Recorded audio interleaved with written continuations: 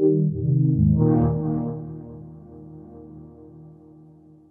here at QuakeCon. We're here talking about Quake Champions, but we're going to talk about the origins of QuakeCon. So can you tell us a little bit about how QuakeCon originated?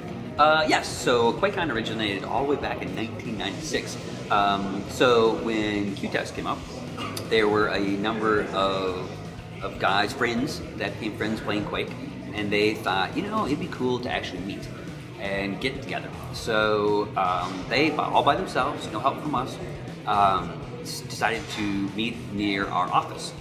And our office back then was over in Mesquite, Texas. And they sent us an email and said, hey, we're all down here, we're making a QuakeCon convention.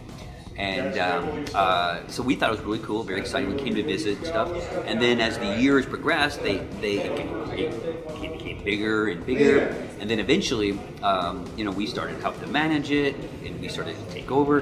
But it's still volunteer kind of driven and volunteer managed, and that's what makes this convention very unique in any other convention in the world.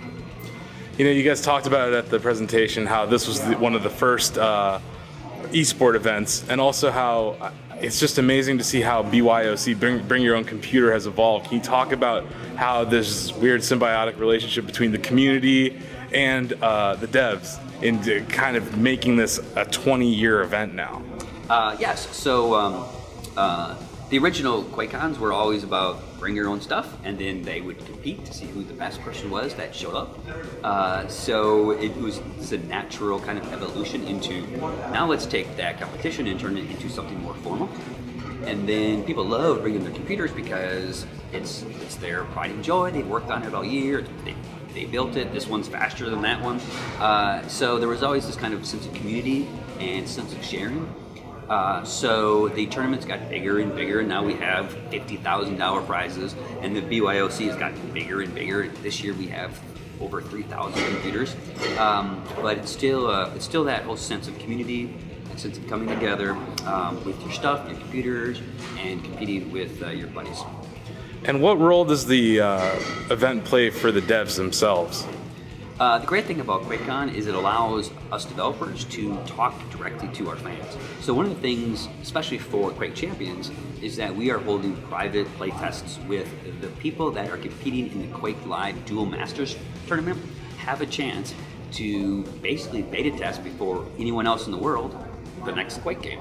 So it really gives us a chance to directly talk to our fans and the people that really care about us. How do you guys envision esports, evolving with QuakeCon as Quake Champions launches? Are we going to be seeing 3 different tournaments next year at QuakeCon, maybe? So QuakeCon has always had a long history of being an esport event, even before the word esports was invented. Yeah. It was always about competitions and sponsors and getting on stage and being the best in front of the crowd and winning real prize money from playing video games. That's really what esports is. And QuakeCon was the first, really, and so that will continue. Quake Champions, we are steering directly into the esports market. We want to be the best competitive multiplayer game out there, and we want to use QuakeCon as either a launching pad for a bigger tournament or a finals here or something. We'll next year, when we know more about exactly our esports plans and how we're going to support tournaments and leagues, we'll talk about that. What do you think has separated Quake from all other shooters as a franchise, but also, look at the evolution of Quake to Quake 2 to Quake 3, Quake Live, Quake World. What makes it just so much better than a lot of other shooters? Because I think it's the core of the experience. It's that movement as offense and defense, the weapons, the holy trinity of weapons, rocket launcher, rail, lightning gun, the skill. It brings the best Quake players in the world to that game. And when you watch the best players play, it's an amazing thing to watch, because it can be fun if you just want to run around shooting buddies, or it can be fun if you're the world's best railer. It has always captured that competitive spirit of our industry. And you know, it's been a while since we've had a new Quake, so you've been able to watch the industry kind of evolve. How do you feel Quake has influenced the genre of FPS in the time where it's kind of been not dormant, but away from a new title?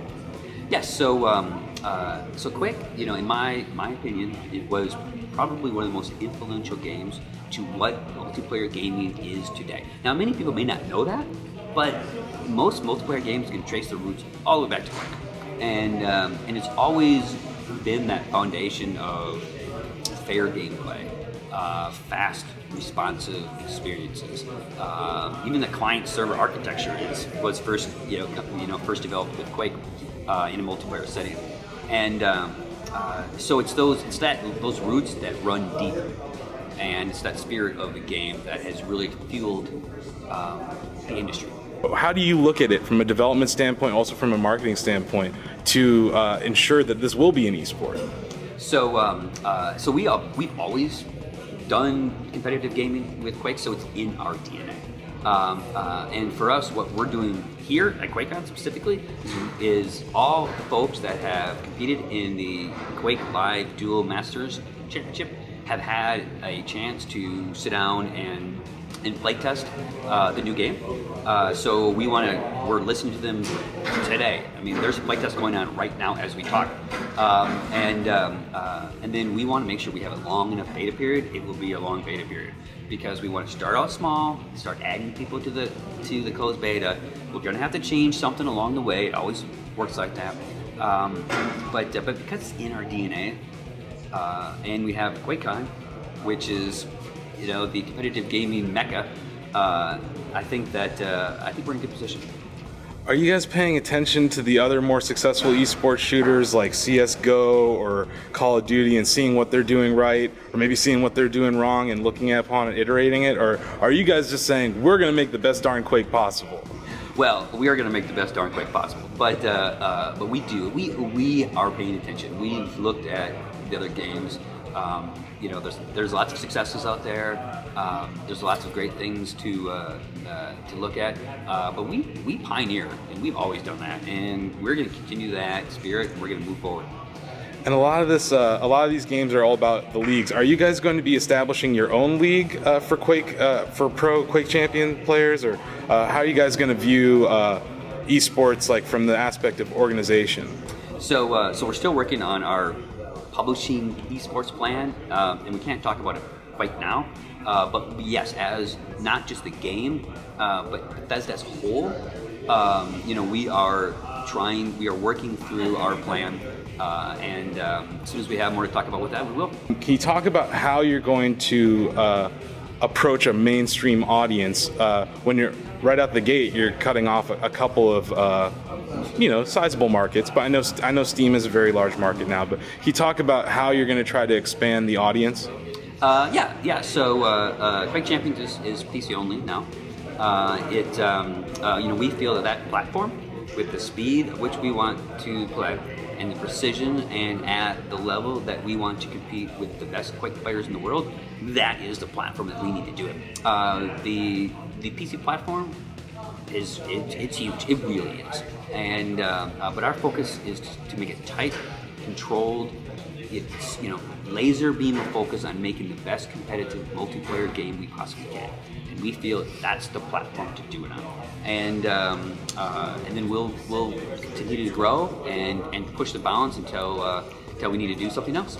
And another really important part of esports is the broadcasting of it. Can you talk about how you guys are looking at television or Twitch or your own live streaming solution? Like, are you guys, I don't know if you've seen, TBS has E-League now. Are you guys looking at various partnerships? Yeah, so that's all in our bigger Bethesda plan, and we have some pretty smart people that are working on that, but I can't talk about it now. So how many champions did you guys announce here, and are you guys planning on kind of dribbling them out over the next year or so? Yeah, so we have 8 right now that will be playable. If you're here tomorrow for the finals, you may be able to see all 8 in action. Yeah, and we'll talk about more as we go, and we'll have around a dozen or so when we go into closed beta, and then we'll add more as we go. But if the game is successful and people enjoy it, we'll keep adding champions for as long as we can. You know, we started as a Quake fan site, Quake Holio and Scary Sugar Shack, and became Shacknews. We've had multiple threads on our community chatty about Quake Champions this week. One thing that a lot of our users are kind of worried about is the addition of the champions, because they're creating different powers. How are you guys going to iterate on it to make sure there's a balance and it's still a fair game? Yes, that's a great question. So everyone needs to keep in mind that at its core, it is still a pure skill, pure shooter game that you want. You know, rocket jumping and the weapons, and there's loadouts, and you have to time the items, and the active abilities of the champions are additive to that experience. And they do not fundamentally change the way you play. They enhance the way you play with more depth and more strategy. And our philosophy with the champions is that we want to have this rock, paper, scissors type concept where there's always a counter to some ability. For instance, Scale Bear. If he's doing the bull rush and you're Nyx, you can ghost walk, he'll pass right through. Or if you're Visor and Nyx ghost walks, you can still see her. So it's those types of counters that I think would really help balance the overall game. Awesome, you know, and like I said, we at our very core, we are a Quake fan site, and you know, we love Quake. I think people were a little on eggshells about this game at E3. This recent trailer really put a lot of nerves to rest. I loved seeing the rocket jump, and I think the one thing about Quake that really always kind of just was right is it was the pace of the game.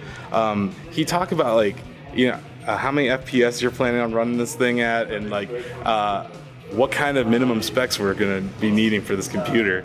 Well, we want to run it as fast as you possibly can, but you know, we want to make a 120 hertz game. So we haven't actually figured out the minimum specs yet, but we want people to be able to, I mean, they go buy a nice new video card and show it off with your friends and run Quake Champions as fast as you can run it. That's kind of the cool thing about Quake and this franchise. So will you keep doing it for Shacknews? Yeah, I will. You know what? I have a special place in my heart for Shacknews.